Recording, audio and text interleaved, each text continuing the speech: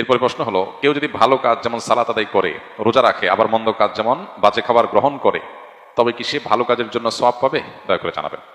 কেউ যদি ভালো কাজ করে, তো ভালো কাজ যতটুকু করেছে তার সওয়াব সে পাবে। ফামান ইয়ামাল মিসকালা যাররাতিন খায়রান ইয়ারা, যারা পরিমাণ ভালো কাজ করলে তার বিনিময় পাবে।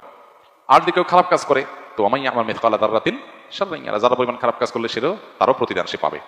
এখন কথা হলো, ভালো এবং মন্দের মধ্যে আল্লাহ তাআলা বিচারটা কিভাবে করবেন? আল্লাহ ভালো জানেন আল্লাহ কিভাবে বিচার করবেন। তবে কোরআনের আয়াত থেকে আল্লাহ আমরা জানি, আল্লাহ সুবহানাহু ওয়া তাআলা বলেছেন, ওয়ানাযা মাওয়াজিনাল কিসত লিয়াউমিল কিয়ামাহ, কিয়ামতের দিন আল্লাহ তাআলা ইনসাফের পাল্লা প্রতিষ্ঠা করবেন। সেখানে ভালো কাজ মন্দ কাজ দুইটাকে তুলনা করা হবে।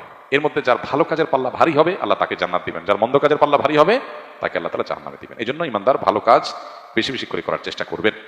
কোনো কোনো মন্দ কাজ তার ভালো কাজকে নষ্ট করে দেয়, সেরকম মন্দ কাজ যেন না হয়, এটা আমাদের খেয়াল রাখতে হবে। কোনো কোনো খারাপ কাজ মানুষের ভালো কাজকে কি করে? নষ্ট করে দেয়। যেমন কেউ শিরকে লিপ্ত হলে তার সমস্ত ভালো কাজ কি হয়ে যায়?